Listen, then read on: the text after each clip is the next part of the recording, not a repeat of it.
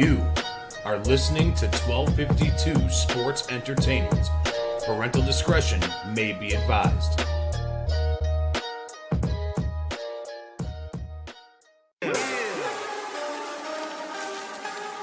Woo! It's about that time. Fat Mike, Chicago Sports. Yeah. Finally here. Shot City Sports is right here. Updates on news, get it here. No rumors, cause we keep it real. Fat Mike. Sit back, relax, sugar beer, one of them nights. Hey, this is Carmen DeFalco from ESPN Chicago, and you're listening to the Fat Mike Sports Show. Hey, this is Dave Richard from CBS Sports, and you're listening to the Fat Mike Chicago Sports Show. Hi, this is Jesse Rogers from the Fat Mike Chicago Sports Show. Hey everyone, I'm Scott Merkin, the longtime Whitesox beat writer for MLB.com and proud graduate of the University of Michigan. You're listening to me on the Fat Mike Chicago Sports Show. This is Chuck Arfine, and you are listening to the Fat Mike Chicago Sports Show. It's the best. Hey, what's up? This is Greg Braggs Jr. from Braggs in the Stands, and you're listening to my guys on the Fat Mike Chicago Sports Show. Boom! Hey everyone, Fred Hubner from ESPN 1000. Great to be on the Fat Mike Chicago Sports Show. I'm Dan Zaborski, senior writer for Fangraphs, and you're listening to Fat Mike Chicago Sports Show. I'm JJ Stankovitz from NBCSportsChicago.com and the Undercenter podcast, and you're listening to the Fat Mike Chicago Sports Show. Hey Sparkle, you know what I listen to? It's the Fat Mike Chicago Sports Show with my guy, Fat Mike. If you listen anywhere else, no jock. Listen to Fat Mike. The best.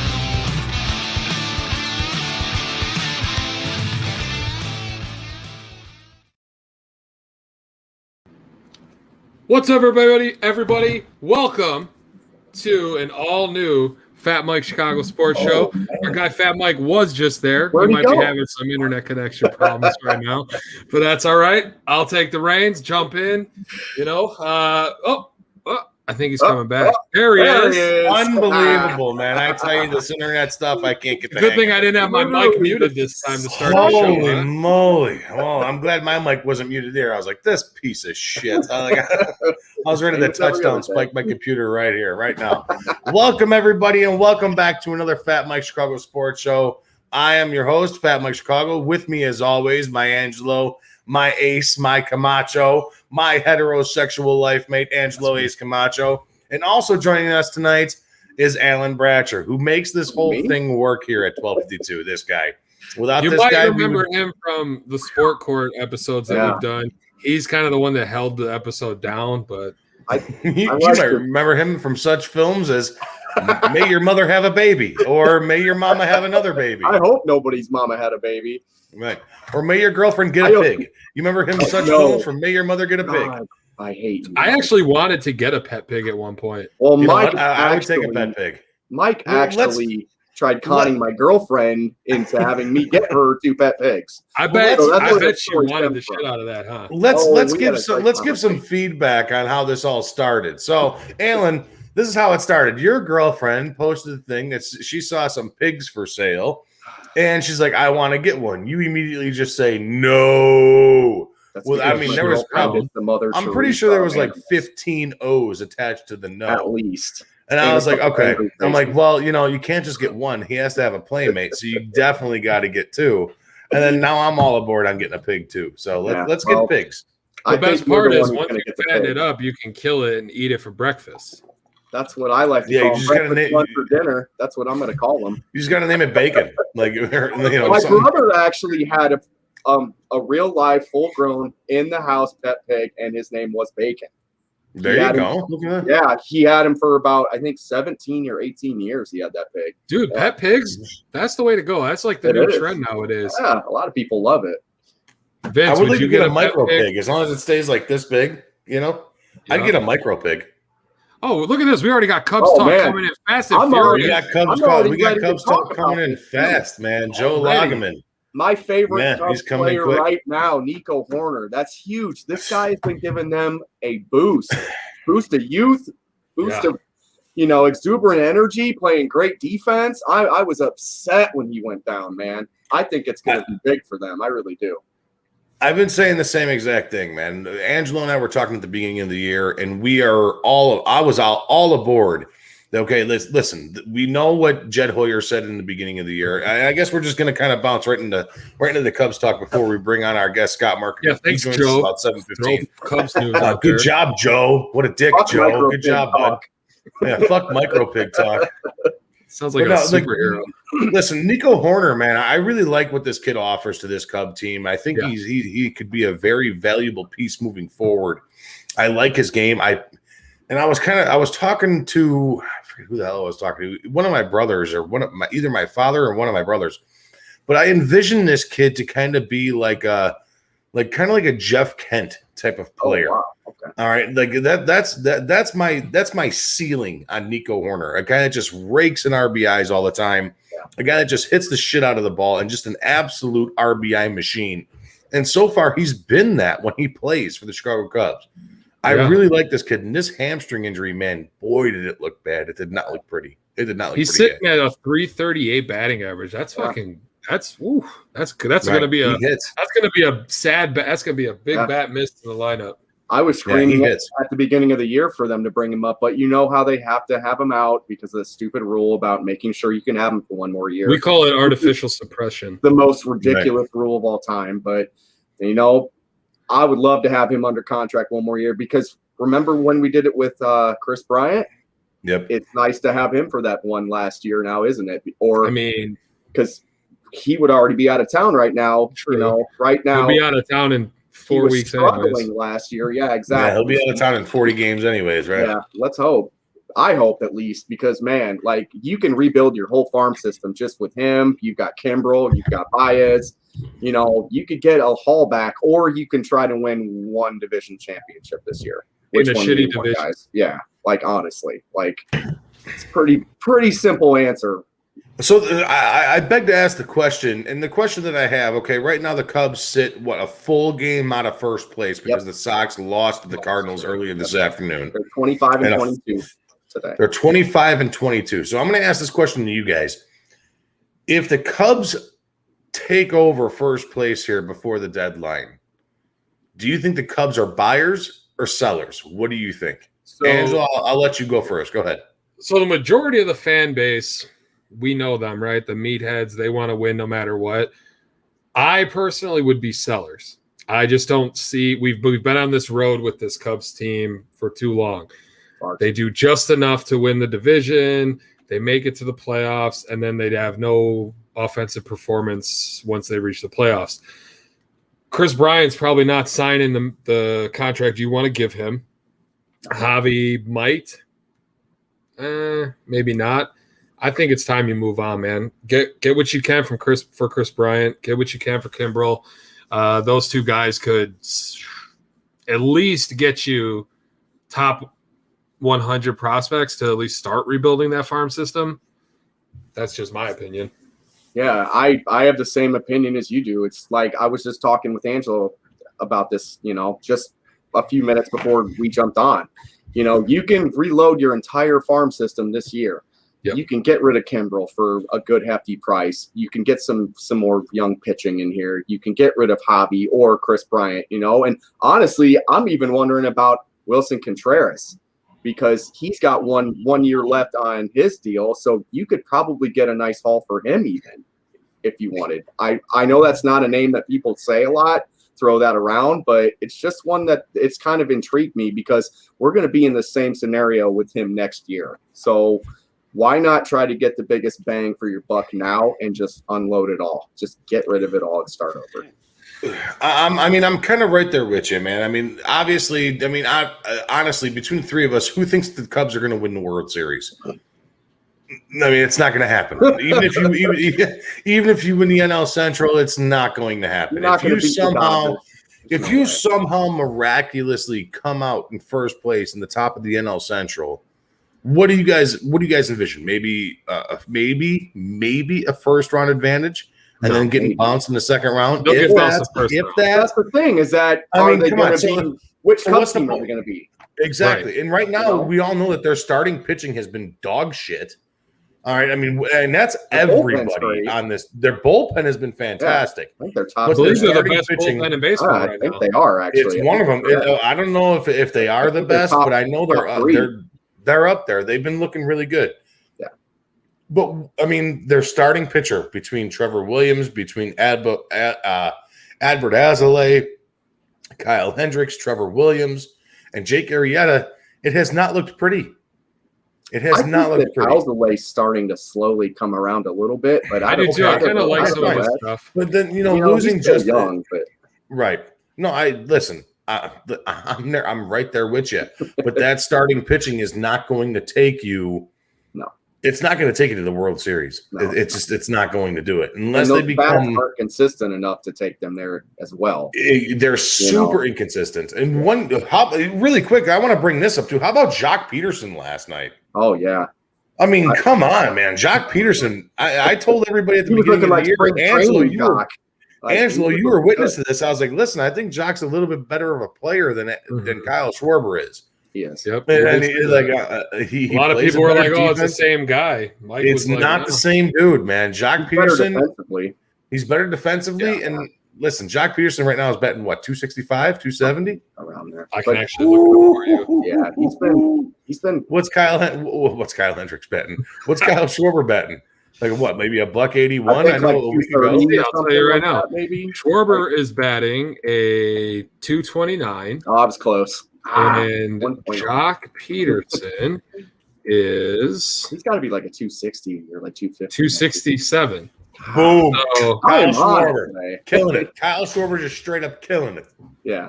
Yeah. And just like you said, Mike, defensively, what does Jacques bring? Yeah. Much far more.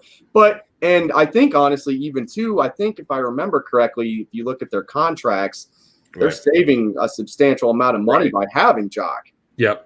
So I like Jacques got going that forward, man. benefit. I really do like Jacques going forward. I think if this Cubs team was smart, you try and go out and get everything you possibly can for a hot Chris Bryant at the deadline. Nobody's going to want to pick up a third baseman. He's hot all the time. He's the only one. That is hot right now. All right. Get it? That's what I'm okay. Scott Boras is anyways, somewhere smiling. if you can get something for Chris Bryant right now, if you can grab a top tier pitching prospect and a major league starting pitcher, yeah, all right, do it. Yeah. What the fuck? I mean, that's pretty much probably what you're going to get anyways. Yeah. You can probably get a top tier pitching prospect and an MLB ready starter or an MLB starter at the moment. Is what you could probably get for Chris Bryant. Yeah. You're not gonna rake in a haul for Chris Bryant. It's not going to happen.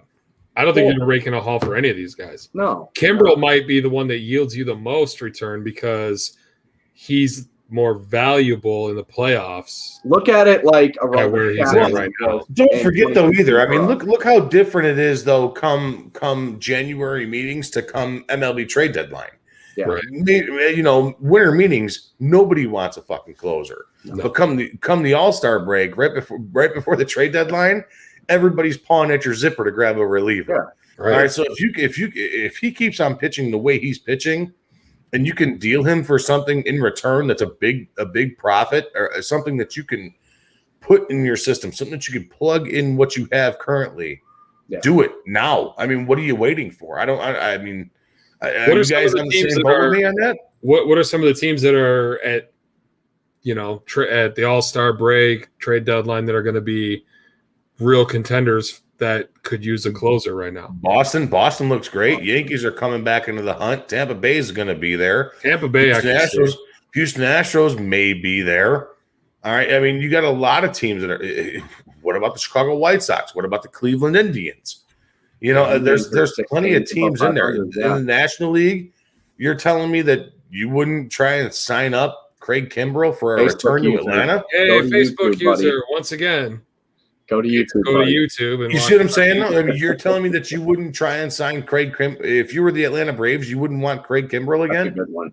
Yeah. Yeah, no, yeah. You know what I mean? Put it that way. They have a good farm system as well. They have enough to give up. You can possibly get something back for that. Yeah. You got to be sellers. This team is not going to win the World Series. I'm a diehard Cub fan, guys. Same. Diehard Cub fan. but they're not going to win the World Series with fucking Trevor Williams, a 39-year-old, 36-year-old, 7-year-old Jake Arrieta, Kyle Hendricks, who's saucing up a fucking 5 ERA, and it's not going to happen. It's just not going to happen.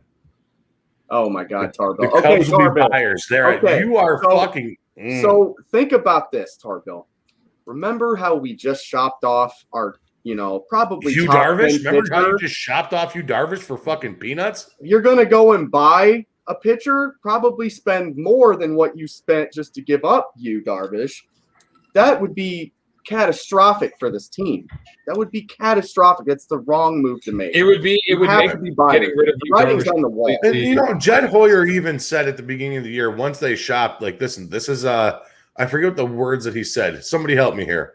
This is an intermittent year. What did he say? I forget what he said. I heard him say it's a young man's game. And that alone told me the direction he wants to take this team. He's ready to start his own baby.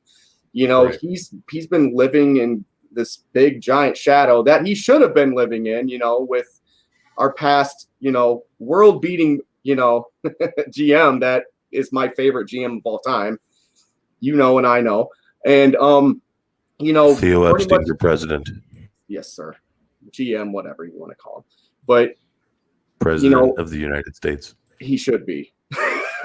He should run baseball right now. Hey, he changed. We don't need to get into that around the Red Sox and the Cubs. I mean, he should be the commissioner of the league today, but he's not. But anyway, getting back to Hoyer, he wants to start his own thing. He wants to start his own movement and prove what he can bring to the table. And he's not going to do that buying guys after he just sold you Darvish. It's just not going to happen, bud. I'm sorry, Andrew. I do not agree. To bring it back, kind of like the Hugh Darvish, kind of relative. Did you guys see the fucking weekend Fernando Tatis had this past weekend? Oh my God, he had 2 swings and hit almost 900 feet of ball. But did you see what he did? Like collectively, he was like 12 for 15 with 4 walks, 3 strikeouts, 4 homers, 14 RBIs, and a .698 batting average. Bro, the dude is insane. I mean, good Lord. They're stealing him still, even with that big contract. He's only 23. It's a 10-year contract, I think. Will he be on the same level as Mike Trout in 5 years? I think so. I do. I think so. And there was an argument, and I'll bring it back. I'm going to call him out right now. My buddy Luke Chichenko. He always comments on the 12-2 stuff, comments on our pages and stuff like that. And a few weeks ago, everybody was like, Fernando Tatis this, Fernando Tatis that. Excuse me, I apologize. And he even said he's like, Fernando Tatis isn't even the best player in his state. I disagree completely. It was like, okay. I remember hearing that. At that specific time, I was like, you know what? You're right, because Mike Trout is the best player in the MLB. The world. All right, until proven otherwise. Well, Mike Trout's hurt right now, out 6 to 8 weeks. Yeah. Isn't Mike Trout hurt a lot? Huh? I mean, no. Doesn't Mike Trout get hurt quite a bit? No. At least where there's a little. You just don't hear about him because he's out west. And he's hurt now. He has been a little banged up over the last couple of years, but he's always played at least 140 seasons. Yeah. 140 seasons, 140 games. All right. But no, listen, okay. So let's do this debate really quick. Alan, who would you rather have going forward, Mike Trout or Fernando Tatis? Fernando Tatis, because he's younger. Younger, okay. And for that contract, oh my God, they're stealing him.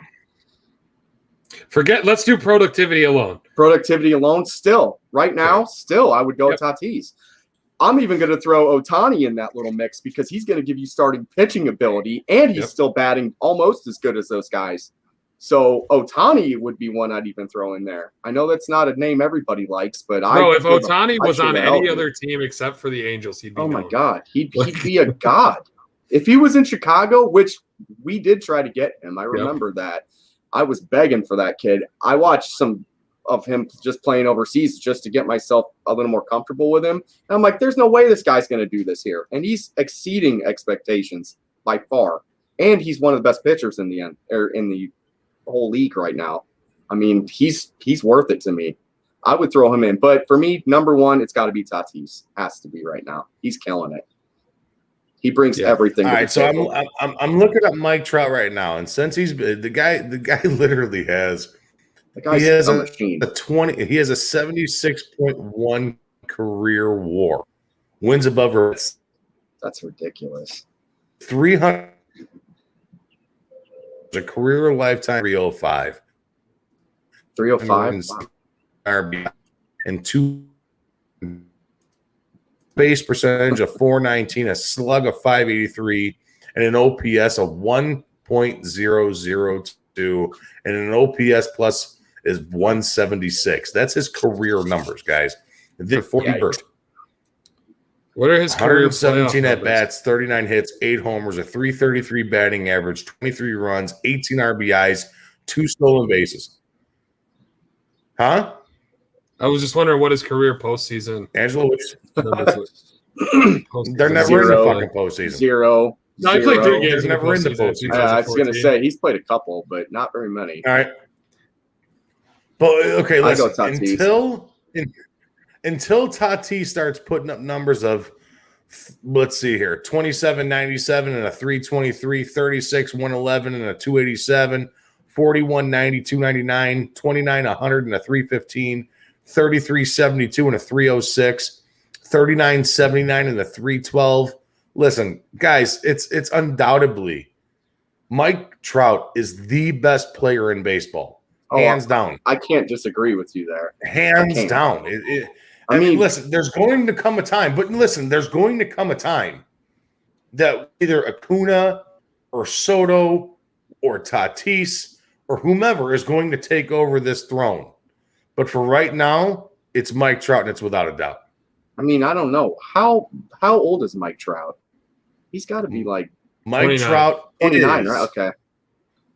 He is 29 years old, right? Okay. Correct. So he's still got 3-4 probably decent good years left in him. So I would say 5. I would say 5. 5? Okay. Okay. So yeah, so I mean right now, if you're trying to build around somebody though, for the future, I'm solely going Tatis just because of that. Just because of the fact that he's 23. And he brings that swag, man. I love watching that kid play. I absolutely love watching him play. He steals the show every game. True. Absolutely. He does. But there's a lot more about it than that. But I mean, I get it. But okay, so both of them play in California, right? Yeah. I'm pretty sure I just Who do you hear a lot more about over this season? Just Tatis, right? Well, that's all been hurt too now. So right, yeah, Mike. This is okay, so you're going to hear more about Tatis because it's young, and they have a more star-studded cast out there, especially with the pitching staff and with how hot that division is between the Dodgers and Padres. What team in the AL West is a competible team? There isn't one. There isn't one. Exactly. Including the Angels. Including the Angels, including the Rangers, including the A's, including the Seattle Mariners. Those fucking teams blow. Dogs. Well, right, but isn't that even more of a reason why, like, you should hear more about Mike Trout, because that division's terrible. You would think he'd be able to help raise that team to a level of being able to bring that team at least to the front. You know what I mean? Like the White Sox division is terrible too. Maybe it's because we live in Chicago that I hear so much about that division. Probably, but I would say in the same breath, like if the Angels were competitive like the White Sox are, you would hear about them. I don't know. I think Tatis has everything you look for in a franchise player. He's got the look, he's got the attitude, he's got the ability. I think you're more riding the MLB The Show bandwagon. I'm not trying to shit on you. I'm not trying to shit on you. I like the show. You like the show, and you like the youth of the game, and you like the more bat flippy type of stuff, and that's cool. That's all fine. They need that. But you need that to bring in youth, and I understand that. I get that. But dude, numbers don't lie, man. I mean, you're talking. I'm like, is this just you being an old school mentality type of baseball fan? Because we know how you felt about the whole, 3-0 home run thing with No, it wasn't your main Mercedes. No, you don't know how I felt. All I said was, okay, it's 3-0. You have a position player on the mound. If you ignore a sign, you should get scolded, but it should have been held back in out of the fucking media is what I meant by all that. It should have been handled outside of the media. Tony La Russa should have sat down your and says, hey, asshole, you do that again, you're fucking riding pine. Plain and simple. All right, Tony La Russa needs to learn how to shut his fucking mouth and not bring everything front forward and do his thing. Him throwing his player under the bus is 100% bullshit. Yeah. All right, I don't back Tony La Russa on that. What I do back Tony La Russa on, like I had mentioned to Alan, like I had mentioned to you, Angelo, what I do back Tony La Russa on is today. It's like just like today. They bunt guys over, get him on, get him over, get him in. All right. Unfortunately, today it didn't work out in Tony's favor. The get him over didn't work. I watched that entire game. The get him on, get him over didn't get him in because the guys that you had later in the lineup, later in the batting order, couldn't fucking put wood on ball. Plain and simple. Right, you're going to have games like that. You're going to have games like that. But Tony La Russa is the only fucking manager in baseball right now playing that way. And that is solely the reason why the White Sox are in first place. And I'm not going to deny, I'm not going to sit there and beat around the bush on that. Because Tony La Russa plays small ball, because Tony La Russa plays to win inning by inning by inning to win a game. That's the reason that team is in first place. You know why I think they're in first place? Because they beat up on bad teams. They haven't played enough good teams. And that's fine. You know what? That's it too. You beat up on bad teams. That's cool too. You got to be able to beat up on bad teams. Yeah. But now they got to get over that hump. And as we sit here and fucking wait for Scott Merkin to come on here, I don't know where he's at. He said he was going to be on at 7:15. But as we sit here waiting for Scott, we're talking about the Sox here. This White Sox team is a fucking stud team. They are star-studded. I mean, with Abreu, Moncada, Tim Anderson. I like Adam Eaton. Eloy Jimenez is now hurt. Luis Roberts now hurt. Yosmani Grandal couldn't catch a cold or couldn't hit water if he fucking fell out of a boat. But he's got their best. He has their best hitting average. Or no. He's got their basic OPS, I believe. I believe so. I'd have to look, but he's actually their best ranked offensive player right now. Well, he's terrible defensively. Defensively, he can't catch a cold, correct? But offensively, terrible defensively. Absolutely brings. I remember a few years back, I was arguing with the guys at Barstool. Not even a year back, I was arguing with the guys at Barstool, and they were sitting there. When they picked him up, they're like, I'm like, well, where are you going to bat this clown? You know what I mean? Like, where are you going to bat this guy? And they're like, oh, we're going to bat him number 2. I'm like, are you out of your mind? Like, you're going to bat this guy number 2? Like, his OBP is horseshit. The guy doesn't walk. No. You know, like, are you kidding me? Like, what are you doing? Why would you bat this guy 2? Maybe. Yeah, I wouldn't put him 2. Like 8? Ever. 8 would be suffice. 7. 8 would be suffice. Yeah. 7, 8, somewhere in that range. That would be good. I'll tell you who I really like who's come on, and I'm glad they're giving him a lot more opportunity now, is Andrew Vaughn. I really think that kid's going to be something offensively for them, honestly, going forward. I don't know Andrew Vaughn too, man. He looks good. I do. He's got some slap on that ball, man. He can hit it a mile too. He's got some good strength. He's fun to watch, but he's just, again, it just had to take more unfortunate injuries for him to actually get some playing time in there, which is sad but true, you know. I'm a big fan of Adam Eaton coming back. He's somebody that they need in the outfield right away because their outfield is Alan, you aren't fucking joking. Angelo, you can even attest to this. I have been on the Adam Eaton train since they signed this. Yeah, we talked to Carmen about it. Yeah, we talked to Carmen about it. Now, he may not be fucking doing the best he is right now. All right, but I'm telling you, when it comes push to shove, that dude is a fucking game changer, man. As much as he has that punchable face where you just want to rifle him right in the face, he just has that lovable face that you want to punch. All right. We talked about punchable faces a couple weeks ago. Yeah, you did. Jim Edmonds, Adam Eaton, Scott Podsednik. Jay Cutler was on that list, I'm pretty sure. Jay Cutler's on that list.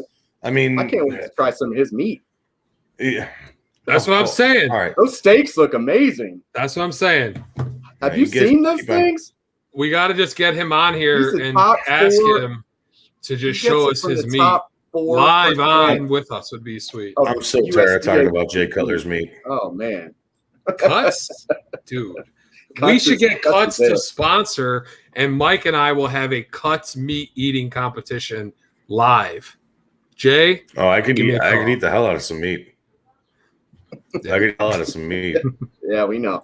But no, like legit though, like Adam Eaton though, like we were talking about, this guy's a fire starter, Alan. He cracks the whip, he gets shit going, he gets those runners on, he bunts those guys over. Today, again, 0 outs, guy on first and third, he lays down a perfect bunt down third base line and almost beat that shit out, but still moved the runners over.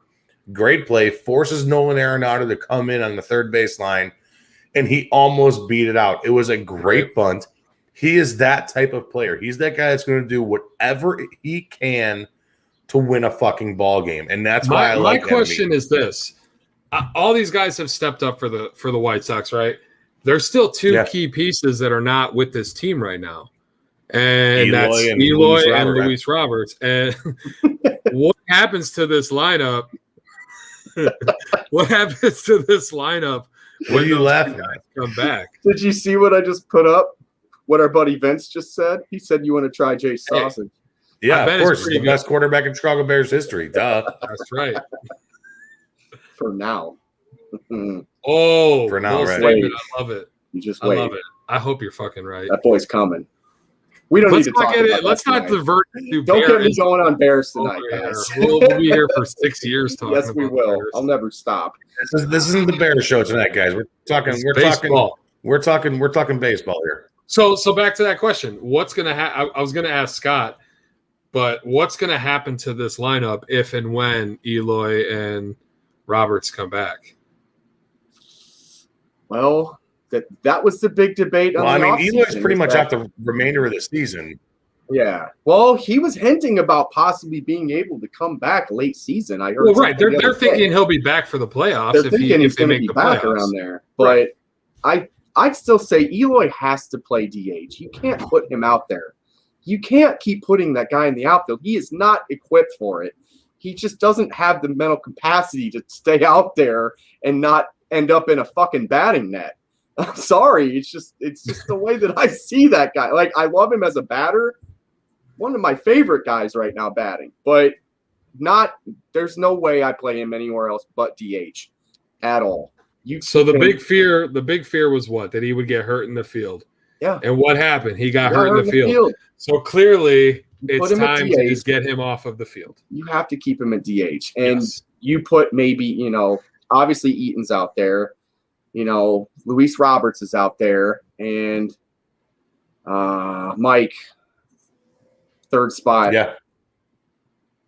You got left. So I don't know who else you would put out in the outfield. You have Eaton. You got Roberts out there. Who else would be out there?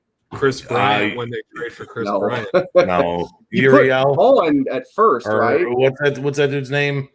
Not Uriel. What the hell's his name? I don't know. Well, Andrew Vaughn's playing a little bit out there. He could probably play left then. But Andrew he's more Vaughn of a first baseman primarily. Eloy DH, Robert center fielder, Vaughn left fielder. Who's playing right though? So you've got Adam Eaton playing right. Right, that's who would end up playing that spot, right? Okay, yeah. Just out of that makes sense. Spots to go, right? Yeah, and he's probably the best defender, I believe, out of all of them. I would say. I mean, that's not a terrible outfield. No, it's a great outfield. Yeah.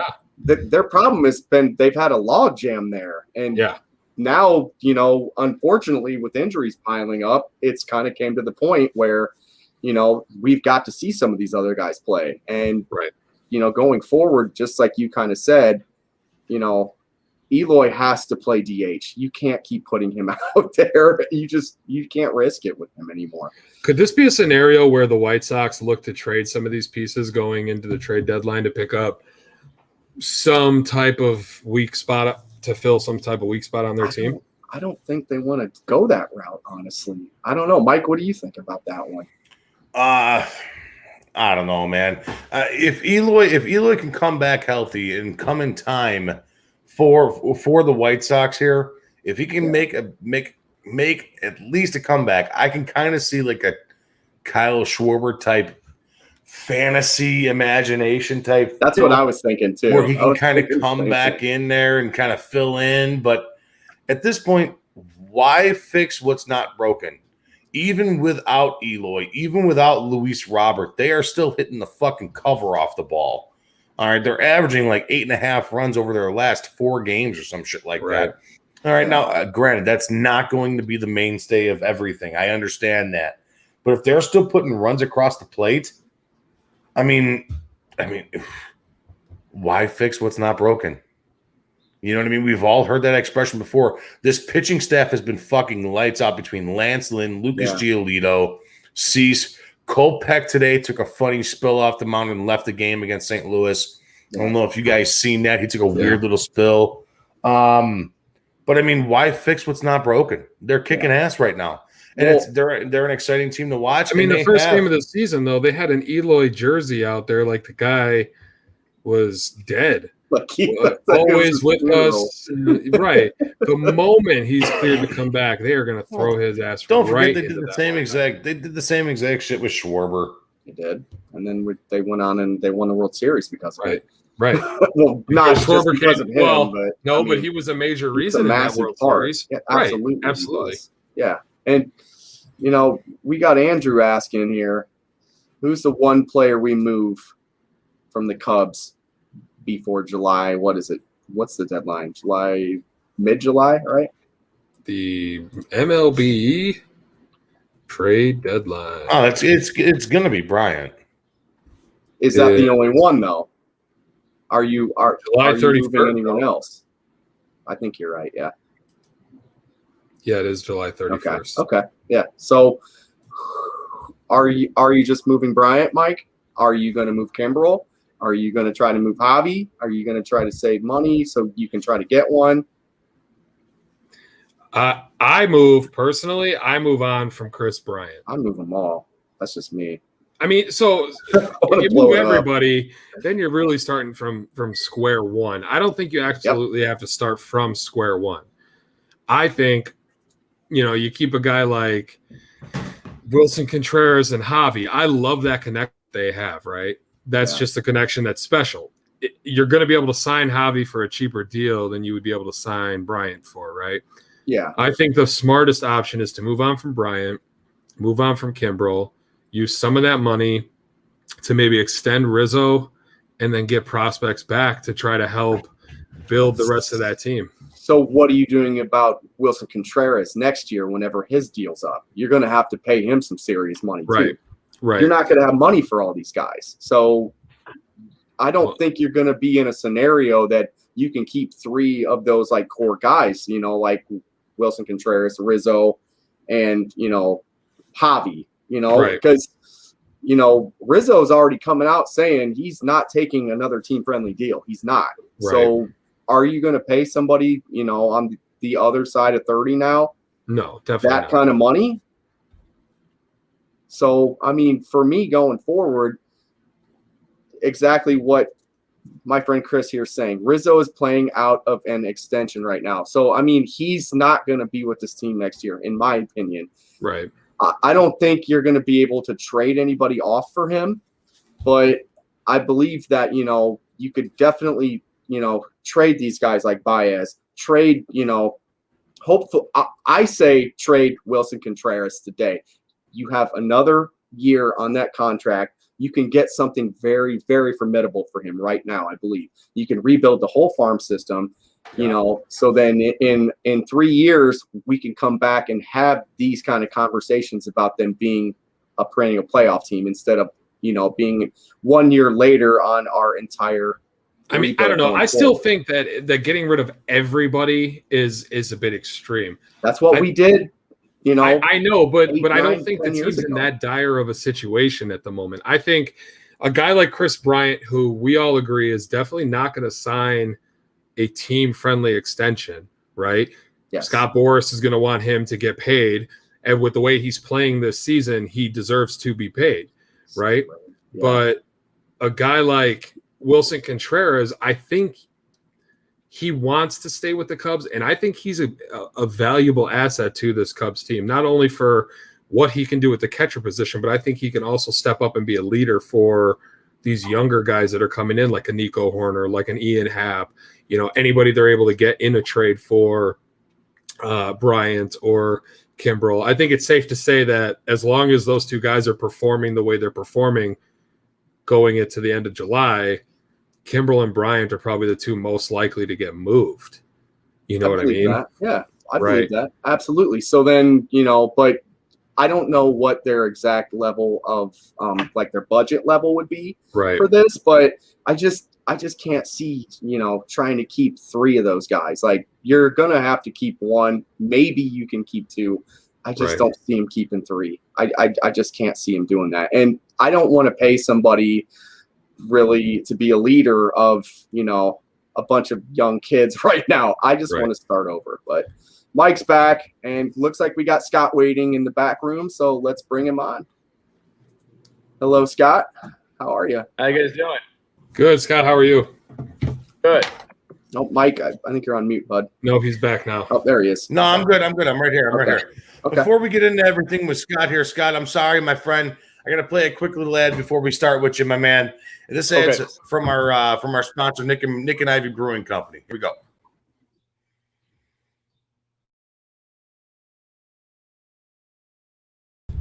Hello, this is Paul from Nick and Ivy Brewing Company. We are located at 1026 South State Street in historic downtown Lockport, Illinois. We are very excited to be partnering up with the Fat Mike Chicago Sports Show, as well as the 1252 brand, because we are one of the few Chicagoland breweries that embrace sports and sports culture. Come in for a fresh brewed beer made right here in Lockport while catching the game of your favorite team. Stay for the live music that we have booked every weekend, or just come for a cozy atmosphere to enjoy a good conversation with a friend, loved one, or complete stranger. Nick and Ivy makes you feel right at home no matter what the occasion is. Follow us on Instagram and Facebook by searching for Nick and Ivy Brewing Company. Visit our website for our up-to-date tap list, or to go shopping on our online store at nickivybrewing.com. That's NIKIVY brewing.com. Come in today for fresh brewed beer born and raised in Lockport, Illinois.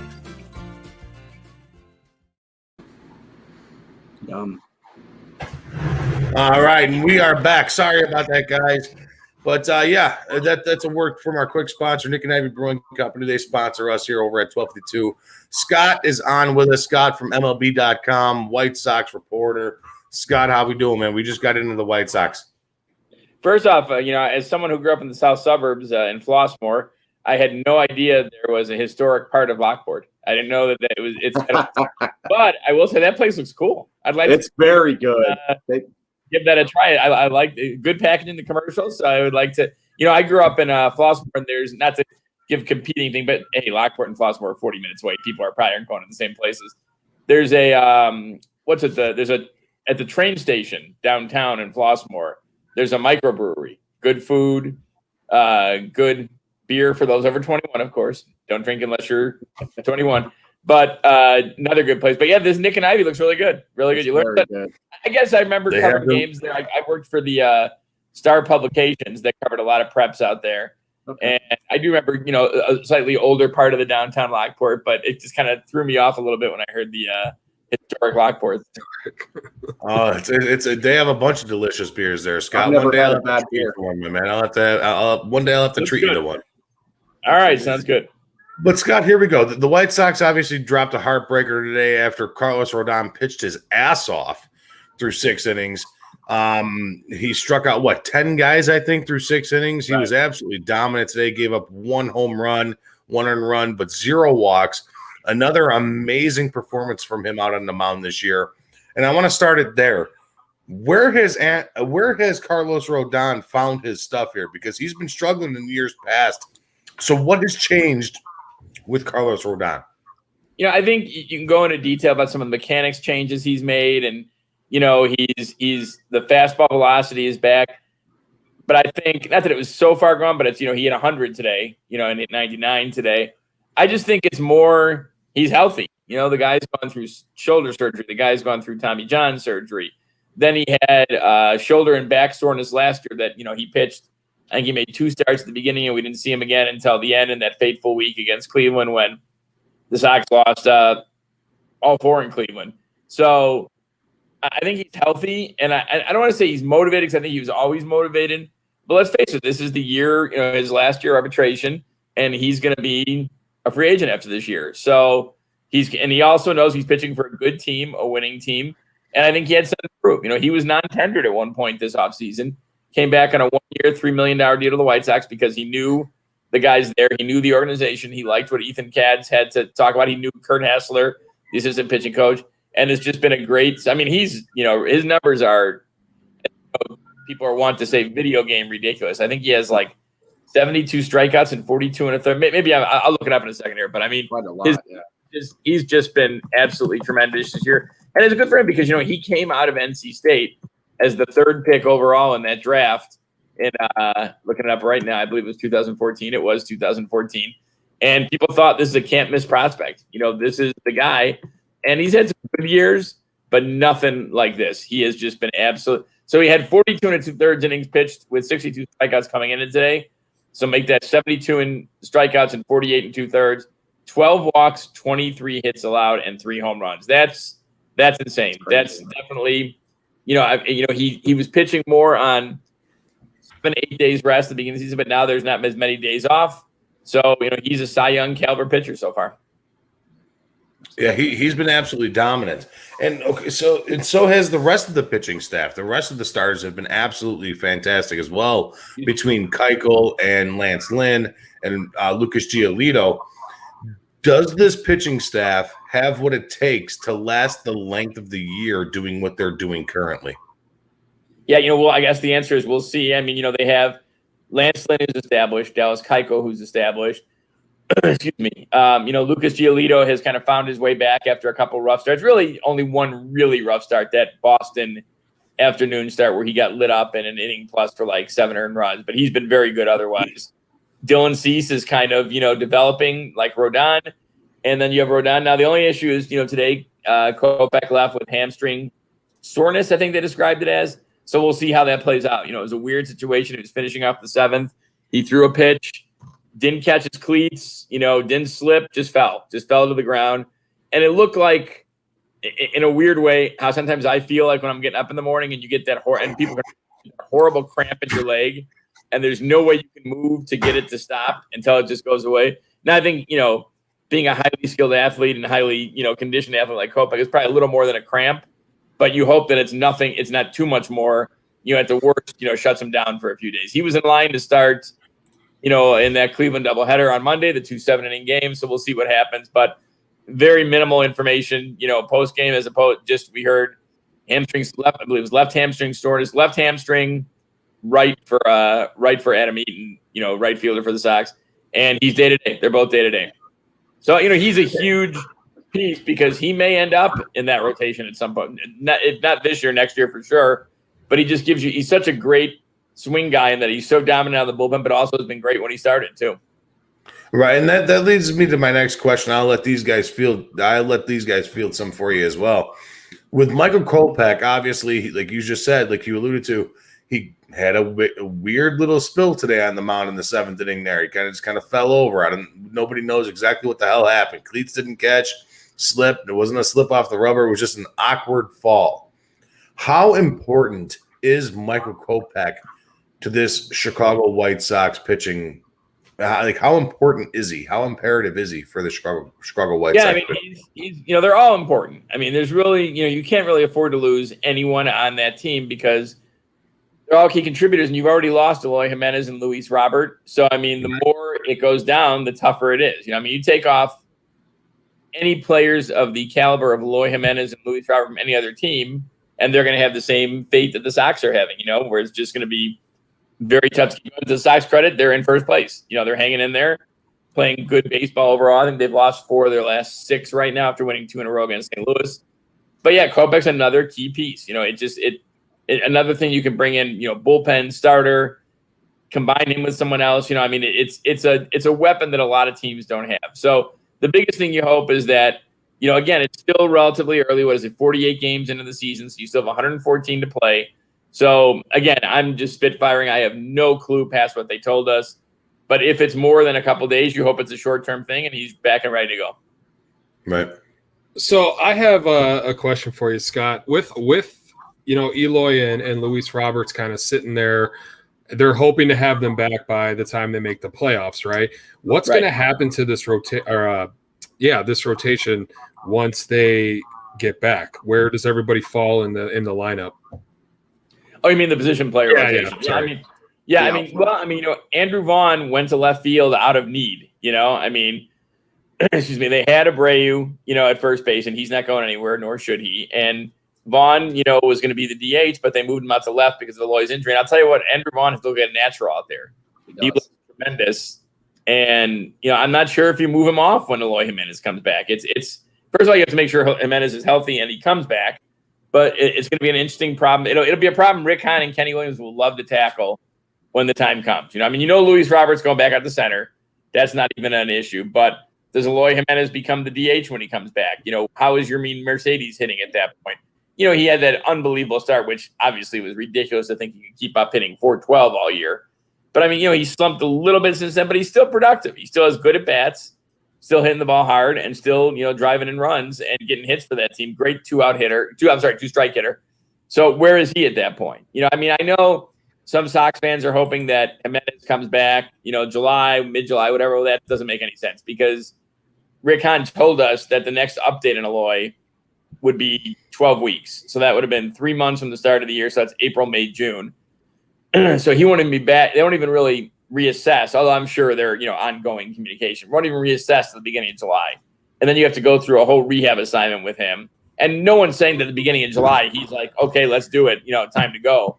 So I think, you get him back, period. You get either one of those guys back for any kind of period of time this year. It's a great thing. And, in answer to your question, Angelo, you go after, you assess the situation when the time comes. If you get Jimenez and Robert back, well, it's a good problem to have too much talent, right? That's true.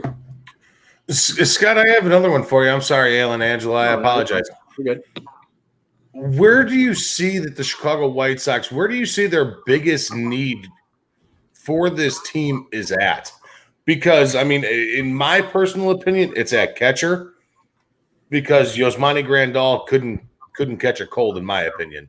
But, that's I like this White Sox team. They're a good team, but that's my opinion. I think they need to kind of back up there. But where does this team need to fill in before the playoff run? Well, they're committed to Grandal. And I think his year has been deceiving because of the fact that he's not hitting very well. Average-wise, right. He's hitting 130 something or whatever it was, but he hasn't played these last two games. But he also has like a 390 on base percentage, which is insane. And I think he leads the majors in walks, or he did a couple days ago. And, he kind of told us this. He twisted his knee and hurt his knee on February 24th. I remember the date because I wrote it so much during spring training and was out of action for a good portion of spring training. Mm-hmm. And he said he wasn't worried about getting off to a slow start because he knew he'd eventually hit. The weather's getting warmer, except for the next few days here in Chicago. But overall, it's getting warmer. And I thank God, by the way, I'm starting sweating like a fat pig in here. He turned the air conditioning on, man. But he as long as he hits for power, you don't need him to hit 280, 290. He hits 230, 240, hits for power. He's the guy you signed to the 4-year deal. And Zach Collins has done a nice job calling games. And, I don't think it's fair to judge his offense totally because he hasn't had consistent at-bats. But he's looked improved in there too. So I think if anything, you're probably looking at a right fielder, right? Because Adam Eaton has struggled a little bit, and it might be because he's injured. Leaving the game today with the hamstring issue. But right. The problem is this: who do they have to give up now, and who do they want? Who are they willing to give up now? Most of their prospects, their key prospects, are now on the big league team. Well, there is a good. Are you willing to trade Nick Madrigal? Are you willing to trade? You're not trading Michael Kopech. You're not trading Andrew Vaughn. Who are you willing to give up at this point? Is it a Jared Kelly? Is it an Andrew Dalquist? Both high prospects, but are they enough to get you, as an example, a Joey Gallo from Texas? To get something to give something. And Rick Hahn and Kenny Williams are not. They want to win this year. You can only win 2021 right now, right? But they're not going to tear apart this team just for a one and done mission this year, and then say, "Geez, if we make that move, we'd still have player X and Y." They could have added Lance Lynn probably at the trade deadline last year. They made a good offer to get Mike Clevenger at the trade deadline last year, and it's probably a good thing. They ended up getting Lance Lynn. Clevenger is coming back from Tommy John, right? And the guys they needed for the most part. They ended up trading Dunning for Lynn, but for the most part, otherwise they've kept the guys they've needed to move forward. You said right fielder. Okay. And we know that there's a few guys out on the free agent wire and stuff like that. And I'm going to say it. It's only because I'm talking out of my ass here, Scott. But is there any possibility that they can go after a right fielder like Yasiel Puig? Yeah, I don't think Puig's a fit on this team. I don't know Puig very well. I don't think he's even playing in the United States right now, right? Was he in Mexico last I saw? I forgot where he I thought he signed somewhere out of the area, but there were chances when you heard a lot of Yoenis Cespedes because his I think it's his half brother, right? Yoki Cespedes is playing for the Sox now, and they also went to his workout in Florida. You heard a lot about that. You heard Puig's name mentioned when that happened. He is playing right now in the Mexican League, El Aguila de Veracruz in the Mexican League right now. And I just don't. They met. I remember talking to Kenny Williams about this 2 springs ago before the pandemic hit and changed everything. Where he said they met with him. They met with him in San Diego. They had a good meeting. They enjoyed meeting him, but he just wasn't a fit on this team. So I don't think Puig is anyone in consideration. Is it just because he's like a wild horse? I think if there was consideration, he would have been brought in already, right? Because there certainly has been not just Eloy, but also Robert going down. I mean, you have a guy like Vaughn who's tearing it up out in left field. I mean, maybe not, what he's done overall has been very good. How about that? He tear it up is very strong, but he's been outstanding. And, I think a guy like Gavin Sheets in the minors would have had a chance already if he played center, but he doesn't. So, you're going right now with the Leori Garcia, Billy Hamilton combination in center until Luis Robert gets back. All right, Angelo, Alan, you got anything? Alan, if you want to go, I got one, but if you want to ask, go ahead. Well, the only thing that for me, being a Cubs fan and all, I watched this team, Scott, and I feel like they play very well against sub 500 teams, but when it comes to teams, the Whitesox you're talking? Yes. Okay. So why exactly is it every time I watch them play a team over 500, they struggle with them?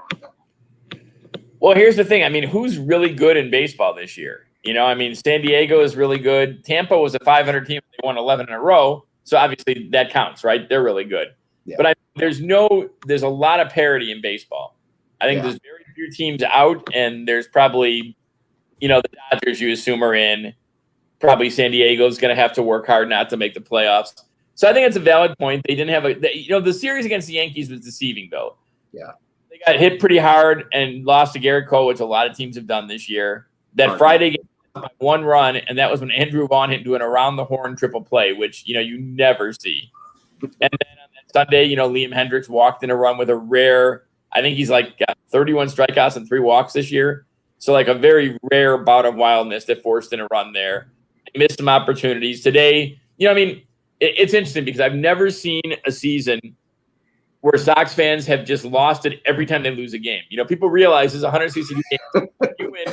If you win 100, you're damn good, know? And, they played a team that is in first place in St. Louis. St. Louis did not look very good. They did not have a good series. They made a lot of defensive miscues. But, they didn't hit the ball either.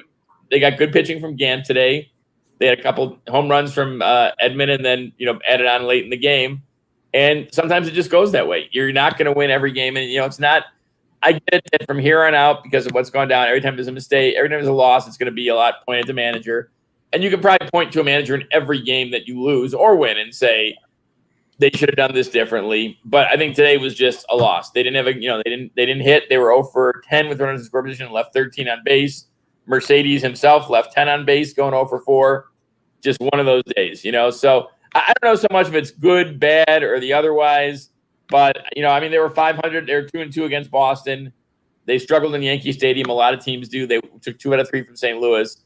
So I think it goes. I just don't think there's dominant teams yet where you can say, oh, yeah, the Sox are just, and hey, the bottom line is they did this last year.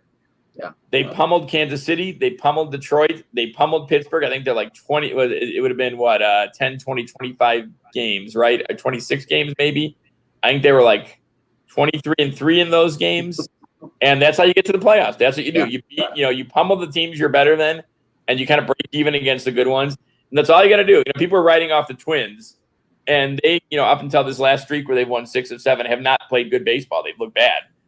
But the bottom line is all they got to do is get in. No one says they have to win the division. If they can somehow sneak in, maybe they, contend for the division. Maybe they go on a huge roll and challenge a Tampa or a Yankees team or Houston or Oakland or Boston, whoever's in there for the wild card.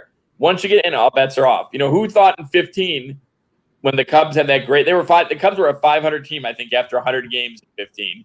They got no hit by Cole Hamels. They cruised down the stretch. Arrieta was dominant in Pittsburgh. They upset St. Louis, and next thing you know, they're in the LCS. So, all you got to do is get there, and everyone's pretty much – not even, but everyone's got a chance. How about that? Yeah, okay. Awesome. Fair enough. Speaking of, I got a couple more questions, Scott, before we cut you go. Scott Merkin from MLB.com, White Sox beat reporter, joining us here on the Fat Mike Chicago Sports Show and 1252 Sports Chicago. Scott, last week was I'm just going to say it how it is, Scott. It was a whirlwind of shit with Tony Larussa and this White Sox team. How do you think Tony Larussa has been doing thus far with the Chicago White Sox as manager? It's interesting. I talked to Evan Marshall today, who's a veteran reliever, very well-spoken guy, really kind of gets it. And he was telling me about how Tony Larussa at the end of spring called together a group of veterans and basically told them, I want you guys to handle the clubhouse. You guys run that, and I'm going to take care of the strategy part. And, if there's an issue to be had, we'll talk about it and that kind of thing. So I think that's interesting, and it makes sense, that he's focused on the day-to-day strategy. I think he mishandled the Yermin situation. I understand that he was upset that a sign was not, followed, that either Yermin missed it or just ignored it. So that's fine. You're allowed to be, and not that he needs my permission to be allowed to be anything, but I understand him being upset there. So you handle that, you talk to him, and even if you want to make one public statement and just say, well, this is why I'm mad, that's fine. But, that went on for 3 days, and I think he could have easily just handled it by saying, like what Joe McEwing told me, the third base coach. Yeah, we had a sign on for him to take. He swung through it. He was focused. He was locked in. He probably didn't even realize that's what we want. We talked to him. He's our guy. We're on his side. Let's move forward. And that's it, And then to compound it by saying, you didn't really see anything wrong with, the pitch that Duffy threw behind Mercedes' leg. Well, that just is not it's not going to do any good for anyone. But I will tell you this, that I don't think the team, dislikes him. I don't think they're gathered together and ignoring him or whatever. I think they're not winning in spite of him. I think but they're focused on what they have to do. I don't think I'll give you a better example, like Ozzie Guillen's tenure, especially when they were really good, like in 05, 06. Ozzie, great guy, as funny a person I've ever met, but he drew some attention upon himself too. And I think the Sox players were great at just letting Ozzie be Ozzie, and they handled their daily work. And that's kind of what they're doing now. So Tony's made some good moves. He's made some moves that are questionable. I know Sox fans, especially those who are analytically inclined, are going nuts over all the sacrifice bunch that he's using. They don't like giving away outs like that. So, there's questions to be had. But here's the bottom line. What's the ultimate measure, of success? Wins and losses, right? Right. As we're doing this, they're a first-place team. And to me, I know there'll be people who argue like the process matters. It doesn't matter to me. I mean, the process, man, you can argue at the end of the year if you get to the playoffs and you think you're a great team and you go out in 3 games in the wild card round, then maybe you say, okay, the process does matter. Maybe we got to reevaluate this. But if you win the division, there's no style points. You don't. If you win the division looking better or following more analytics than another team, you don't get an extra, boost in the postseason. Just win and, as Al Davis used to say, just win, baby. That's it. Win and move on. Wasn't really quick on the Tony Larussa thing, and it's only because I think I vaguely remember this over my years of watching baseball and watching old school games. There was a thing with, I think it was the Yankees and somebody else, but it was when Billy Martin was managing the Yankees and Larussa was managing the Sox, and Larussa spoke up on something outside of a game that had nothing to do with him, and Billy Martin told Tony Larussa to shut the hell up and mind his own business. That may be true. I don't remember that one. I don't remember. I wish I've heard great stories from Billy Martin from Hawk Harrelson, who was a friend of Billy Martin's and knew him very well. But I never got to see, except on TV. I never got to see. The biggest memory I have of Billy Martin is two things: the Light Beer commercials, right, with George Steinbrenner. Those were tremendous. Mm-hmm. Three things. I remember he was on Letterman with George Steinbrenner, which is a great guest spot. And then Billy Martin calling the umpire, Tim McClellan, to check George. I'm almost positive it was Billy Martin, right, to check George Brett's bat after the home run off, I think it was off Goose Gossage. And they called him out for too much pine tar, and George Brett almost lost his mind. And they, of course, overturned that, and the Royals ended up winning that game. But those are the things that stick out with me for Billy Martin. And a great manager. Obviously, it was an accomplished manager. So one last question for you, Scott. Does this White Sox team have what it takes to do it all? That's a good question, and it's probably too early to say, but I would think that there is a good possibility. There's certainly a very talented team. But while I'm talking to you, I did look it up. It was Billy Martin with the pine tar incident. So I want to make sure I had the right guy. But, I mean, they have the pitching. Pitching wins championships, right? So you got a rotation of Giolito, Keuchel, Lynn, Cease, Rodon, maybe Kopech. Other guys in the minors there. Maybe, Lopez will help out at some point. Garrett Crochet's there. You have a good bullpen. You have a dominant closer who can come in and, if a guy's on third and one out, can get you 3 straight strikeouts to end a rally. So you have that. The offense has been a little scattershot, but it's understandable. Jose Abreu has driven in some runs, but isn't quite at the level that Jose Abreu's used to being at, and I think that will come. Yasmani Grandal has done a phenomenal job getting on base, even though he's not hitting, but I think the hitting will come. And, you're missing Luis Robert, Eloy Jimenez, and Adam Engel to injury. So you add all that together, and it's amazing what they've done so far. So I think they have as good a shot as anyone else. You just got to get there, though. And, it's too hard to figure right now. Like, will 2 teams in that division make it? Will it just be the division winner? I think they have a shot, but we'll have to wait and see as the season goes on and see who Rick and Kenny add to the equation to help, beef up this team's chances. Scott, I appreciate you joining us tonight, man. I really do. Thank you so much. Scott, where can all our guys listen to you and follow you at? At Scott Merkin on Twitter and at Whitesox.com and MLB.com, my writing. And then some point in the near future at Nick and Ivy's out in Lockport. I'm gonna be yes. So I gotta check the food out. Have you guys been there? Oh yeah, I'm there almost every single time. Mike has a cot in the back. Yeah, I'm pretty sure Mike has to pay rent over there. Good TV option, so you can see a lot of games. I'm paying. He's got 5 TVs, 5 or 6 TVs all over. Yeah, that's all you can ask. That's all you can ask right there. As long as when fall comes, they can put the Michigan game on. I'm good. We'll have it on for you, Scott. Scott, thank you again so much, man. We greatly appreciate you. We'll have you on again soon, man. Thanks again. Thanks, Scott. guys. We appreciate it. Have a good night. Take care, man. All right, that interview with Scott, amazing stuff. But really quick, that interview is brought to us by our guys over at the John Darren team over at Coldwell Banker Real Estate Group. And here's a quick little note from those guys. Hi, I'm Jonathan Darren, licensed real estate broker with Coldwell Banker Real Estate Group in Homer Glen. Are you looking to buy or sell? Have you been disappointed in the past? The Jonathan Darren team with Coldwell Banker Real Estate Group focuses on providing you with a concierge level of service during the process of buying or selling. We are a service-oriented team with a fresh and professional approach to selling real estate. Our goal is to combine knowledge, skills, and passion to exceed our clients' expectations, and most of all, we truly care. We are a knowledgeable real estate team focused on offering expertise and innovative solutions for our clients. The Jonathan Darren team has 5 full-service real estate brokers and a dedicated full-time marketer servicing all of Chicagoland. We will customize a detailed plan around your timeline for a sale, purchase, investment, estate, or other needs. Real estate transactions can be stressful, but don't need to be. Let us handle it for you. Visit our website, homesbyjdt.com, or call 708-308-1938 today. Expect better in real estate. Choose the Jonathan Darren team. Sounds awesome. I'm lagging a bunch, guys. I'm lagging a bunch on my end.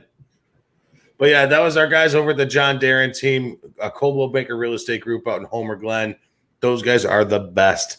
They helped me out a bunch of times to help me out with my house here. They're going to be helping Meg and I out with our house when we go by in Northwest Indiana. So a special thank you to those guys as well. But guys, Scott Merkin, man, coming out here talking a lot of White Sox with us. What were some of the takes you guys were able to take away from that conversation that we had with Scott tonight? Alan, I'll let you go first. For me, I mean, he kind of nailed it on the head for me with everything he talked about, probably going forward about this team being able to be the team that can really take the next step and win a World Series. For me, I feel like they play the right way. I feel like, just kind of like the way that you always allude to the way that they play small ball, and they're basically the only team in the MLB that actually does that. I think you can win doing that. They won that way back, 15, 16 years ago, they won a World Series that way. I feel like that's what I got.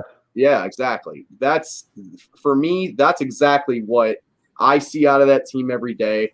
I'm still kind of a little up and down about the fact that they're not beating those good teams yet, but it is early. He was right about that. And, that's really it for me, honestly. Angelo? I thought that what he said about Larussa was pretty interesting. How, he doesn't think that this team had ever really turned on him, even though the media kind of blew it up to be that. That he also thinks that this team would be winning or isn't winning in spite of him, but winning with him. Yeah. So that was a big takeaway for me personally, because I know we've back and forth on here plenty of times about, is Larussa helping or hurting this team? And he seems to think that they're doing much better with him. Yeah, I mean, I've been in the same boat that Scott has been in.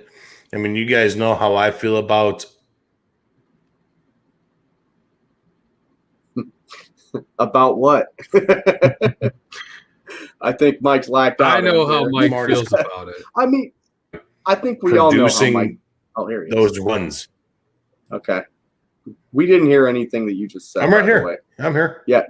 You are now. You're here now. Oh, Jesus Christ. You weren't here for a while, but all right. So, what I was saying was this. Okay, I may not agree with Tony Larussa, the whole Yermin Mercedes thing, but the way he manages the game, the way he can produce runs, the way he tries to win inning after inning after inning. No, I get that. Yeah, you can win 8 of the 9 innings and lose the 9th inning, and you could still lose the game. But 90% of the time, that's not how it works, guys. You win the majority of the innings, you win the game, plain and simple.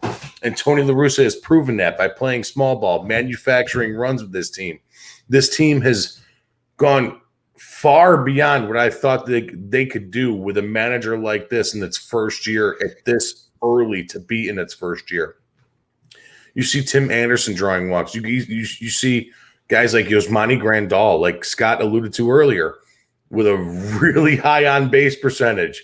Okay, he's only batting like 180 something, but the guy's got a fucking 394 on base percentage, for crying out loud. And that's a big thing. You get on base, you can score runs. You bunt that guy over, you do this, and a sac fly gets that fucking run home. This Sox team is a very, very, very sound and very, very mechanical team. And if you can do that and score runs and produce, this team's going to be a raging pain in the ass come playoff time, guys. They're going to be hard to beat. They're going to be a pain in the ass to beat. And it's exciting. Like I'm not even a fucking Sox fan, but today I'm sitting there, I'm having Hooters, I'm drinking beers, and I'm watching the Cardinals Sox game. It's like, holy shit! Like they had ample opportunity today to score a shit ton of runs, and they just couldn't get that sac fly. They couldn't get that ground ball out. You know what I mean? 2 guys on first and second, guys on second and third. That's all you need is a ground ball out to score the guy, and the guy strikes out. It's like, what the fuck? You know what I mean? That's all you need. It's frustrating baseball. 9 times out of 10, you get what you need to get. The runner scores. Everything's good to go. You produce a run. Now the game's 2-1 instead of 2-0. You know what I mean? They couldn't get that going today. Eventually, they're going to get that going, and that team's going to be. It's like, oh boy, they can just get runs like that. Like, I mean, they've kind of gotten runs like that all year. Right? You know, and I mean, at one point, I believe they led they led baseball in the run differential. And who's that accredited to? Like everybody's shitting on Tony Larussa. Fucking fire Tony Larussa. He fucking sucks. I still believe that the players have produced. I still believe that I might be one of those guys. Yeah, but listen, you're not going to fucking fire him when you're in first place in the division. And he's, like you said, like Angelo just said, you have the best run differential in baseball. You're not going to fire him. Obviously, guys, he is doing something right to get runs across the plate in this fucking game to where the White Sox are in first place in their division. Now I do have a feeling. I do feel like, regardless of who the manager was, we know it's Larussa. I do still have a hard time thinking that this White Sox team wouldn't be at least in first place, maybe not as in first place. There's a lot of talent on this team. I tell you what, you don't land Tony Larussa, you don't land Lance Lynn. And without Lance Lynn, where are you? Maybe in on Trevor Bauer. Yeah. No fucking way. I don't think they would have got Trevor Bauer didn't really No. Like Larussa? I don't know. I'm just throwing it out there. You asked me a question, I just answered. You don't get Tony Larussa. You do not get Lance Lynn. So then where is this White Sox team? Well, I mean, how many wins does Lance Lynn have right now? How many games has Lance Lynn pitched where they won? That's what I'm about to look real quick. Hold on. Lance Lynn's been dominant pretty much all year. And you're still looking for a starter. Like 4 wins right now. So Lance Lynn, drum roll, he's 5-1. 5-1. Okay, so you got 5 wins because of him. Out of how many starts? 6. He said he's 5-1. Right. He's had more starts than that.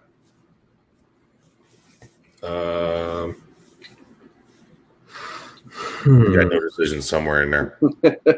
It says game start 8. So 8. Okay. So 8. yeah. So he's 5-1. Okay. So out of the what's 2 the other went to a no games? decision. 2 went to a no decision. What are those other 2 games? That I don't know. You're asking me to pull numbers that I'm not. And ESPN stats and analytics. We don't have an analytics guy. Yeah, well, we need one. God damn it, we do need one. We do. Where do we find one of those guys? I could find one. So Lance Lynn is 5-1 out of 8 starts, right? Yeah. And the White Sox are up by 1 game. Well, I can't disagree with you, man. There you go. But I mean, personally, who would they have gotten think besides Lance Lynn, though? Like, you don't know who they would have got if it wasn't for right. Lance Lynn. I still What, think okay, so what happens if they go out and grab fucking AJ Hinch? AJ Hinch didn't bring in Lance Lynn. I'm just saying. Hinch, actually, he's the one I wanted too. them to get. He's the one I wanted from day one. I would have hoped they would have hired a dead Okay, guy. Mike. I hate the White Sox, but how many games have they lost because of some real type of play calling that he's made, though? So remember that first game he made a bad call, they lost. How many games have they lost because of Tony?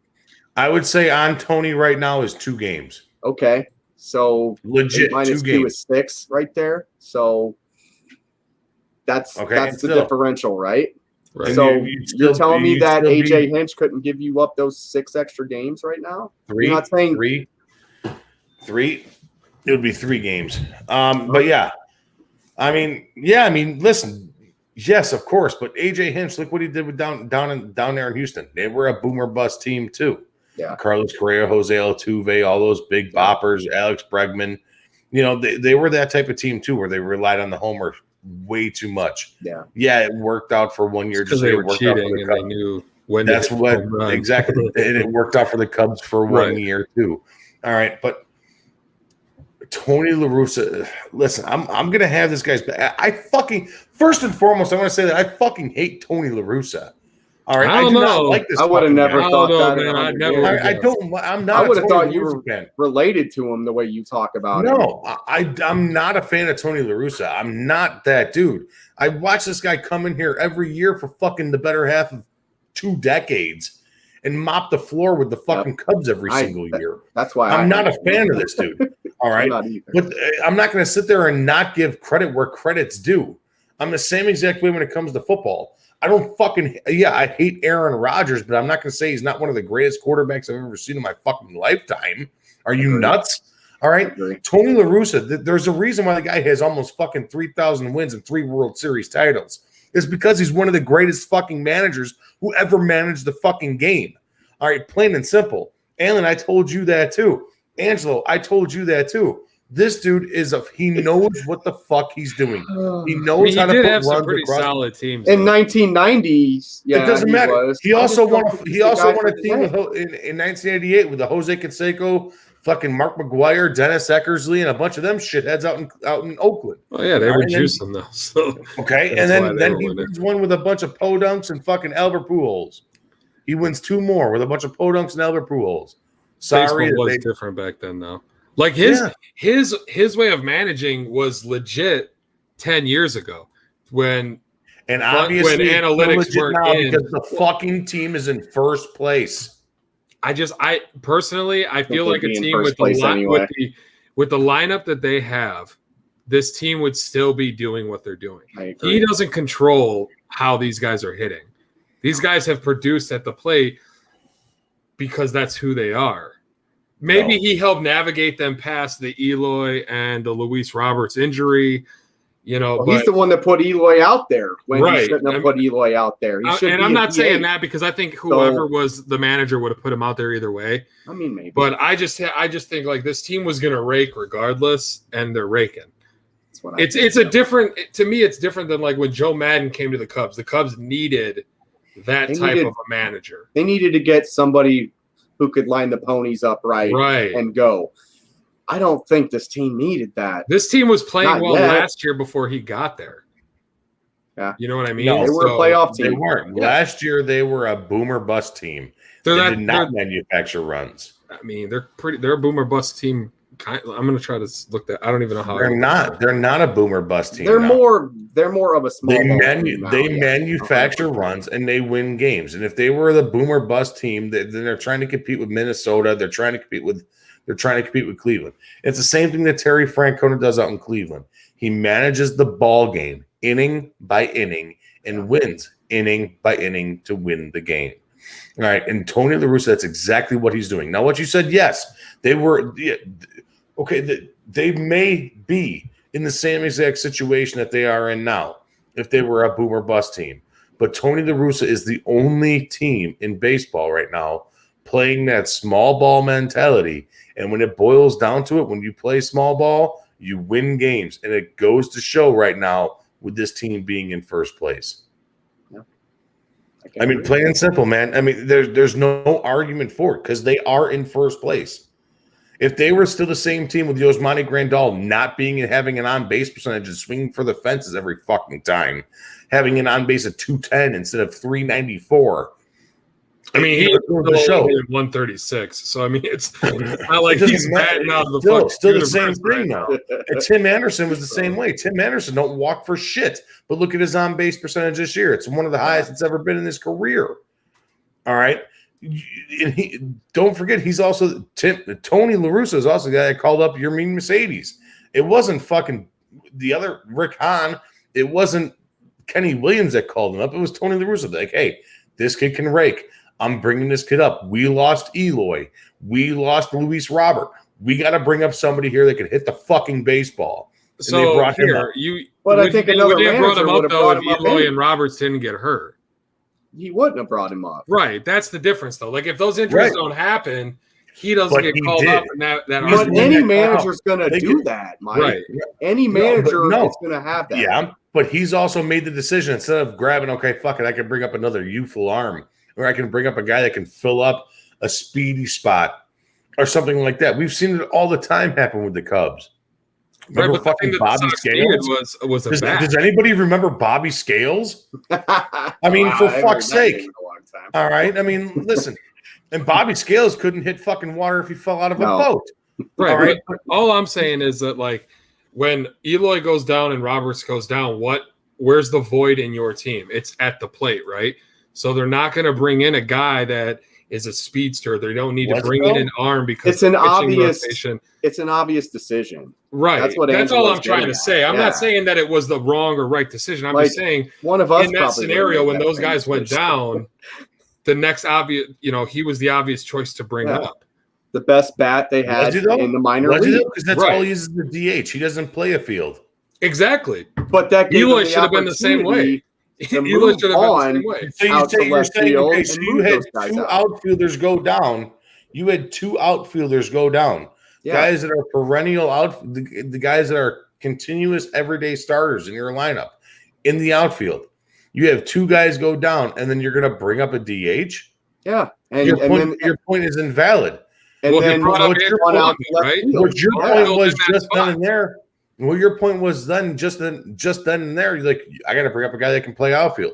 When was the last time you seen somebody with a bat? That's all I said. Yeah, they need to avoid at the bat, and that's what they did. That's a massive bat loss there. That's all that they when those two guys went out, they needed a guy that could hit, and that's who they brought up. That's what I think too. I'm just saying, man. This team. I don't think it would have mattered, Mike. I think it would have been. I think it does. I really do. I'm not going to argue any more on it. We're never going to agree on it. No, we're not. I'm telling you, but like I don't know, man. That's. I just hope this doesn't come to bite them come playoff time, where he comes out during the playoffs and then he does the same kind of dumb shit and he makes stupid mistakes in the playoffs. That's my biggest fear for this team. From the day they got him was that, oh my God, he's going to blow it in the playoffs. He's going to make a stupid small call ball during the regular season. I get it. Small ball during the playoffs wins championship. It's going to be small ball everywhere. Yeah. That's the right call to do. I don't know. I think outs in the playoffs matter more than small ball. I personally, think so. And you're going to give up an out because you are constantly putting pressure on them. You're constantly putting pressure on that defense, on that pitcher playing small ball. I 100% agree with Mike on that. Yeah, no, it's not fucking boomer bust come playoff time. No. You look at all those Yankee championships. You look at in the late 90s, early 2000s. You look at every World Series team since then. It's always been manufacture runs to win the fucking game. And if there's one master of it in baseball history, it's Tony fucking Larussa. Plain and simple. He's a master of manufacturing runs, and he's going to do it. I wish I could look up his run differential. I hope every year he was a coach. I'm going to try to find that. I hope for the next show. Hope it doesn't go bad. That's all I got to say. All right, guys. Really quick, another quick word from another one of our sponsors. This is White Oak Farms venue out in Michigan City. These guys are awesome. This is actually where I'm getting married, guys. You guys are going to be at my wedding, so it's going to be a lot of fun. Oh, we are. But it's going to be beautiful. But here, check it out. Honey, will you marry me? Yes, yes, yes. Let's get out of here. Come to Indiana's premier venue. Come to the farm. Come see all the wildlife. Come to White Oak Farm Venue in Michigan City, Indiana. Come to our 80-acre sanctuary right off I-94 in Michigan City, Indiana. Come see all we have to offer, from 2 brand new Amish-built barns with climate control. Come see the ponds with beautiful waterfall, meadows and wildflowers, and so much more. Come see our secluded venue. After you enter our private road, you'll be in your own world away from it all, with outdoor ceremony spaces, wood-fired pizza ovens, and lots of fresh air. Come enjoy Northwest Indiana's premier wedding venue, where you gather with your family and friends. Stretch your legs and enjoy the most memorable day of your life. Visit White Oak Farm Venue at whiteoakfarmvenue.com or on Facebook/Instagram.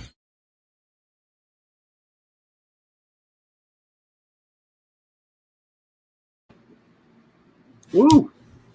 We're back. We are back. Yay. Yep. What's this breaking news this breaking news I heard about us going to your wedding? I didn't even know that. Yeah, everybody's invited to my wedding. All of us are going. I didn't know that. Mike's even invited. You guys are going. I'm not coming. You guys are going. I'm not coming. No, I'm hanging out at home watching baseball that day. Poor Megan. I'm gonna be watching the Cubs and Sox that day. I'm not coming. But yeah, guys. Well, I mean, everybody watching right now is invited. That's what he just said. Yeah, everybody. Yeah, everybody, come on out. But you got to pay for food and booze and all that other good stuff. $100 at the door. Just give me all your monies because we need it. But yeah, I mean, on that note, guys, I mean, I'm done. You guys done? Real quick, I do want to say one thing. I need 1 million people. Oh, yes. Thank you. I was going to bring this up. You stole it. Donate or buy in with me $3,500, and we'll buy the Chicago Bears. Yes. Yes. The Virginia's Heights finally Bears. going to let go The Arlington of Heights them. Bears. Please let go. Just jump off the boat already, lady. I mean, bro, she's been off the boat. She's just chilling. I'm pretty sure she sunk with the Titanic. They just resurrected her. It's been 84 years. She's that lady from. She's the lady from the Titanic movie. It's been 84 years Yeah. or whatever it is. She's the What last that survivor. Crypt keeper shit. No, I am on board with it. I actually heard Jeff Bezos, Amazon owner, is one of the early I don't like candidates. Jeff Bezos, so like. I mean, that's a crazy concept, though. If you think about what he could bring to the NFL, to the Bears, like that's going to make them a prime spot. He's going to redo everything. I'm my in. opinion. As long as the McCaskey sell, I'm in. I'm anybody. Do they stay as the Chicago Bears, or does he move them to like? I wouldn't care if they're called the fucking Chicago Amazons. I don't give a I shit. don't care about the Bears part. They call them the Chicago Spearheads. I don't know. You're not ever changing. Bro, Chicago, fuck. You don't think so? No, no way. Like they could have like a. You're not changing the name like of the Kansas charter City? franchise in the NFL. That's not happening. It's the here. charter franchise. It's never going to happen. I don't care. Don't care. You can move them to fucking. Dude, we should call them the. You can move them to Timbuktu and call them the fucking jerk offs. The Timbuktu jerk offs. As long as they're. Well, I wouldn't root as long as for they them. got a They're winning not out of team. Chicago. I'm not going to cheer for I'd them. still root for them. I got a lot of Timbuktu field jerk where I'm at here. They could come here. That's fine. in your backyard. Yeah, dude, sure. let's do it. That'd be prime spot for you. Fuck yeah. I would never have to leave. I'd be All happy. right, guys, I'm done. All right. You're always done. I'm done. It's been a long day. It has. I got a dog bite that I have a dog bite that I got to clean. Bro, show everybody. No, don't please Do don't. it. No, that's Show not a everybody. good idea, Mike. Here's a No. tiny bruise. Here's a That's- tiny bruise. Good. This is good shit. This is That's what good views enough. are made of, baby. That's And then oh, Here it God. comes. Do Mike. it. Ugh. Oh. It's like a car accident. You just can't help but look. You can't look away. Oh. The car He got accident. bit by a dog. He got bit by Megan. Okay. Yep. Very hard. If that was the case. All because I didn't want to watch Lost. Speaking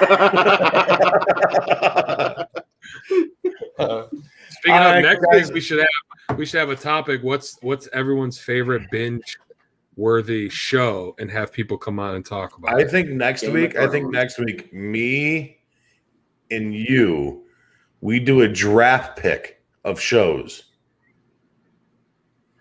Like best shows ever. And we I do a think we're looking bracket. at two completely different spectrums over here. That's going to be two completely different. I see a lot of You're gonna pick like friends. You're gonna pick like He's gonna friends and pick like a lot of Jersey in Shore. One Tree Hill and I know, fucking One Tree Dawson's Hill? Creek. He's My picking ex-girlfriend Jersey likes One Shore. Tree Hill. That show is terrible. You're gonna pick like One Tree Hill and Dawson's Creek and I actually hate the actor that was in Dawson's Creek, and I Buffy really the wasn't Vampire Slayer.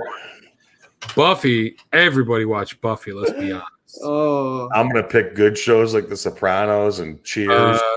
Cheers. Oh, I love Cheers. I used to The love Sopranos Cheers. is fantastic. Yeah, The Norm Sopranos was the is shit. fantastic. Norm was the guy, man. Period. All right, Okay. guys. Well, thank you for joining the meeting tonight, guys. I appreciate Soprano it. doesn't Angelo, die. as always. Anytime. Oh, spoiler! What's up? What'd you say? Somebody I dies? said Tony Soprano doesn't die. So what's up? Hope I ruined it for somebody who'd ever The watched entire it. family dies. You don't know that. Me? Yeah, I've watched You've never watched The Sopranos? Nope. The entire Oh family my gets fucking sniped God. in the fucking restaurant. Oh, You I don't don't need know to watch it Everybody now. dies. so That's I don't not need to true. You don't have to watch it. I just told you the No, end. he I does know, need he to just watch told me. it. I don't He have to does watch need shit to watch now. it because it's so much better than just Little the late last now. 6.5 I'm not hours watching of it. the series. Everybody dies, Alan. That's all you got to know is Yep. everybody dies. That's A kinda lot like of Game people of do Thrones die. for me. Everybody dies in Game of Thrones, basically. I love Game of The Thrones. same thing. I'm a fanboy. I'm a nerd when it comes to that show. Like I could Oh, never by get the way, enough. have you guys seen the new season of Rick and Morty, season 4? Yes, I'm fucking pumped for it. Awesome. Season So, 5 comes out next so month. you know about Game of Thrones, I'm in a Game of fucking Thrones shirt right Dude, now. I'm a fanboy. Dude, I got a am- Tyrion Lannister shirt in my in my nice. thing. I was gonna wear it today, but I didn't. I wore it. Angelo just mic dropped out. That's all right. He's all right. Let's talk. Whatever. Get out of here. No, fuck him. He's out. Fuck him. I'm Get out of him. here. You're Here we cast go. away. Shame. Shame. Shame. Shame. Shame. We're gonna have him walk naked on the podcast next week. Shame. That'd be a bad Shame. one. Shame. Throw rocks and watermelons at him. Shame. Shame. Shame. Oh man. Shame. Damn, Angie. All right. Angie. All right, guys. Well, that's it. That concludes our night tonight. And Dude, my eyes look crazy. I look like Michael Jackson in the Thriller video right now. Definitely. No, not really. Not really. A little bit. Not at all. Not even a slight resemblance. Well, I don't have that cool jacket. Zero resemblance. Or the weird little fucking Hobbit nose. But yeah, I mean, we'll figure it out. Yeah, this thing's fucking. No, you're being ignorant. No. Like on South Park.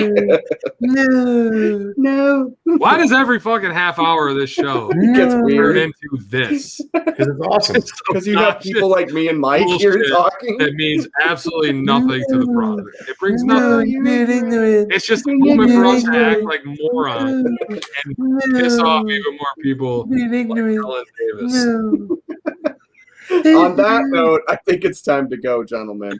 All right, yeah. Thank you to everybody who hopped on in with us tonight. Thank you to all our sponsors. We really do appreciate it. And a special thank you to Scott Merkin from MLB.com, White Sox reporter, jumping in with us tonight. It was a great time having him on.